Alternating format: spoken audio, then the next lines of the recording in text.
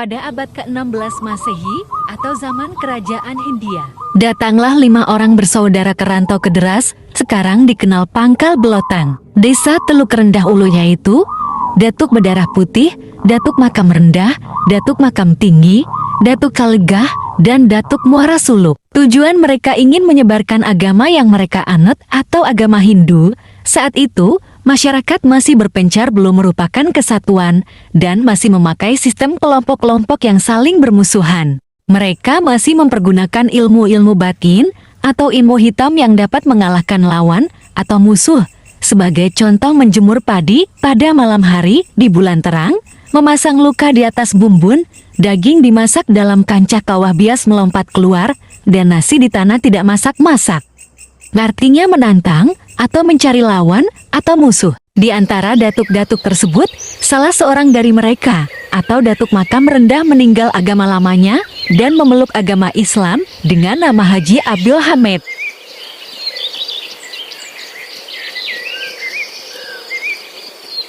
Ayam belago dengan lesung dan batang pisang dapat belago dengan antan dan sebagainya.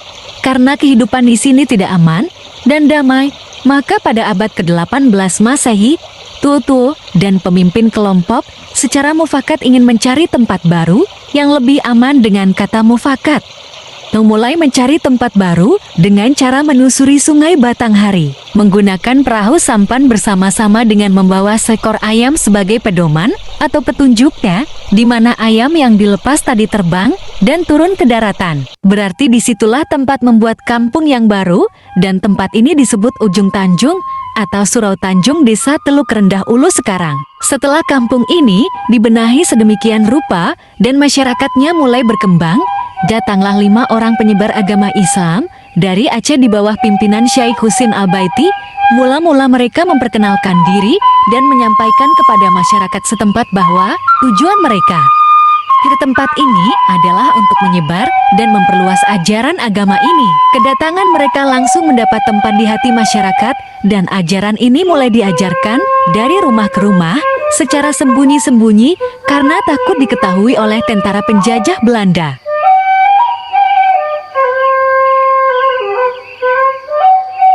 Pada saat bersamaan datang pula Raja Sultan Taha Saifuddin dari Jambi ke daerah ini dan membuat benteng di Sungai Mangkuan daerah Tanah Garo sekarang, maka agama Islam ini makin diperluas. Di dalam dusun mulai dibenahi dengan membuat peraturan berdasarkan agama maupun adat istiadat. Untuk mendalami dan memperluas ajaran agama, maka didirikanlah rumah tempat mengaji dan belajar agama dengan sebutan Rumah Kutab. Sejak berdiri Rumah Kutab, putra Teluk Rendah dikirim ke Mekah, Arab Saudi untuk memperdalam ilmunya. Ada yang belajar di Madrasah Darul Ulum dan ada pula yang belajar di Madrasah Asyafi'iyah. Sekembalinya putra Teluk Rendah dari Mekah, Rumah Kutab ini dirubah menjadi rumah gedang besar. Di tempat ini pelajar putra dengan pelajar putri terpisah satu dengan lainnya. Untuk mengatur hubungan orang dengan orang, hubungan orang dengan kerajaan, hubungan orang dengan pemerintah yang dikenal adat bersendikan syarak bersendikan kitabullah.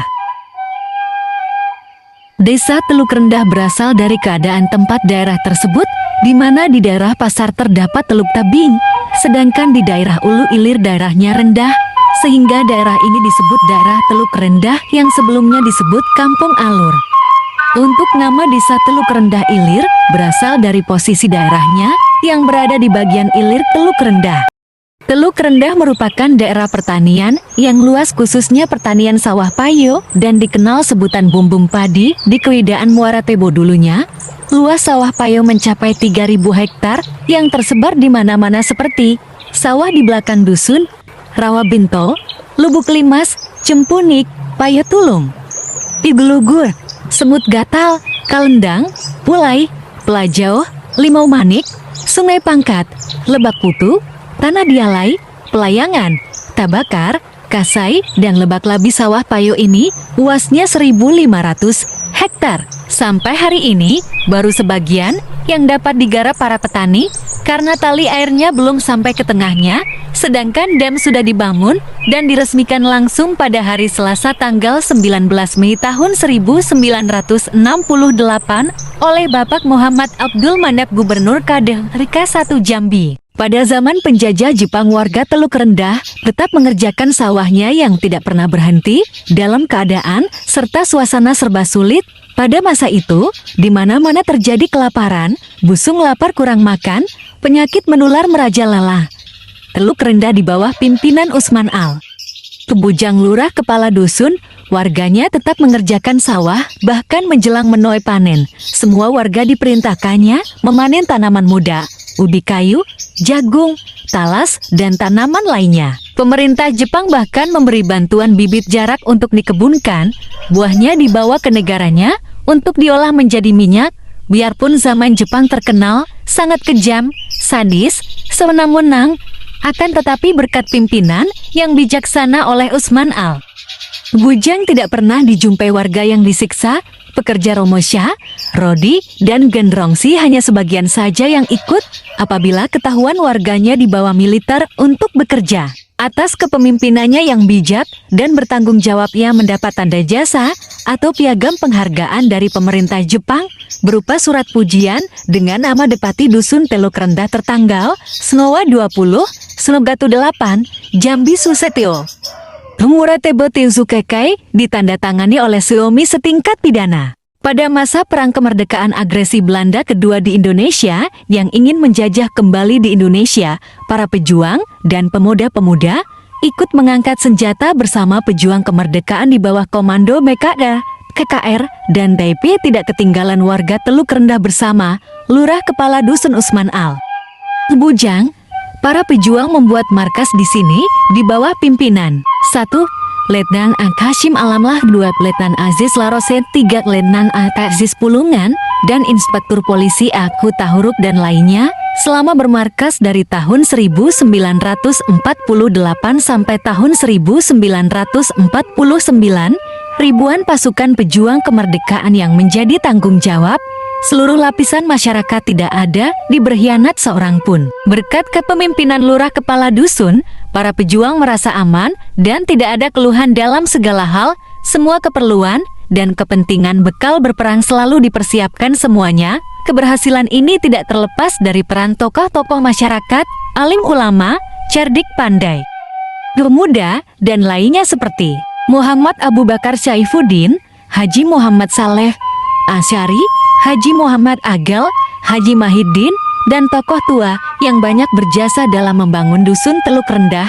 Untuk mengenang jasa dan pengorbanan warga ini, hari Jumat tanggal 2 Agustus tahun 1952, datang utusan Panglima TTR-2 Sriwijaya Palembang pimpinan Operstek Muhammad Nawawi dari Jambi Rasiden Inukartapati dan Operstek Abunjani, dan tidak ketinggalan rombongan Bupati Merangin bersama Widana Muaratibo serta pembesar-pembesar yang diundang. Kedatangan mereka untuk menyampaikan tanda penghargaan piagam tanda jasa kepada Usman Al Bujang beserta warganya atas bantuan dan pengorbanan selama pasukan Cindor mati berada di tempat ini. Piagam ini ditandatangan oleh Panglimanya Letkol Bambang Utoyo dan Gubernur Sumatera Selatan Dr. Randus Muhammad Isa di hadapan ribuan warga yang hadir. Utusan dari Palembang berjanji membuatkan tugu kenang-kenangan di Dusun Teluk Rendah, akan tetapi sampai saat ini belum juga terwujud. Seterusnya pada tanggal 17 Agustus tahun 1958, Usman Al Bujang mendapat tanda jasa dari pemerintah pusat berupa tanda jasa setia lancana Perang Kemerdekaan pertama dan tanda jasa setia lancana Perang Kemerdekaan kedua. Kemudian pada tanggal 25 Desember tahun 1963 diangkat menjadi anggota Veteran Republik Indonesia dengan nomor pokok induk Ndok V.8555 bagi J. Beberapa tahun kemudian, pada tanggal 21 Maret tahun 1982, bendera merah putih yang pernah berkibar di markas TJENDRM Ateo Teluk Rendah diambil di rumah Usman Al bujang oleh Pak A. Aziz Pulungan dan dipajangkan di Gedung Juang Legium Veteran Sipin Ujung Jambi.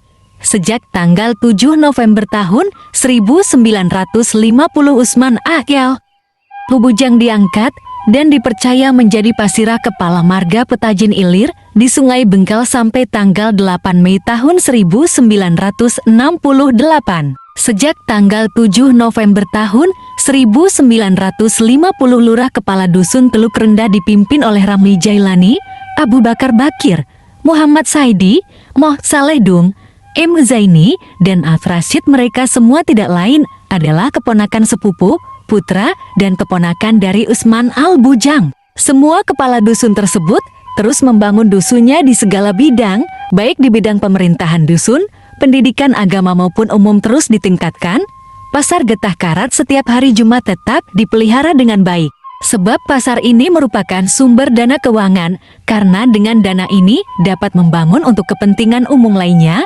Siapa saja yang menjadi lurah kepala dusun tetap membangun, apakah melalui swadaya masyarakat ataupun melalui bantuan pemerintah, tidak pernah berhenti. Pada pertengahan tahun 1967-68, secara swadaya membangun 1 unit gedung madrasah ibtidaiyah secara swadaya. Kemudian pada tahun pelajaran tahun 1975-76 Dusun Teluk Rendah mendapat jatah bangunan SDK NPRE sebanyak 3 unit, masing-masing terdiri 6 lokal, yaitu Dusun Teluk Rendah Ulu, Dusun Teluk Rendah Ilir, dan Dusun Teluk Rendah Pasar. Semua bantuan tersebut berasal dari pemerintah pusat. Semenjak tahun 1955 lalu, sudah ada persatuan pemuda di tiap-tiap tempat. Di Teluk Rendah, Desa Teluk Rendah Ulu mempunyai persatuan pemuda Rodatu Subian, dan Hubul Watan, Desa Teluk Rendah Ilir dengan nama Nahdlatul Ummah dan Wuslatu Suban, dan Desa Teluk Rendah Pasar dengan nama Imaratul Insyaf. Kemudian pada tahun-tahun 1982, ditambah di depannya kata-kata Karang Taruna hingga sekarang. Semua Karang Taruna ini berlomba-lomba meningkatkan kelompoknya masing-masing, terutama di bidang sosial masyarakat. Keberadaan organisasi pemuda sangat membantu sekali bagi kepentingan kelompoknya seperti kematian, pengantenan, cukuran, dan kepentingan sosial lainnya. Organisasi pemuda ini tidak pernah ada istilah diskriminasi dengan warga pendatang atau memandang kesukuan etnis. Semua sama dengan logo duduk sama rendah berdiri sama tinggi, atau tegak sepematang duduk sehamparan, artinya tidak ada perbedaan satu sama lain. Logo yang sudah dipatri dari nenek moyang maupun dari datuk-datuk pendahulu dipegang erat, yakni bersatu teguh bercerai runtuh.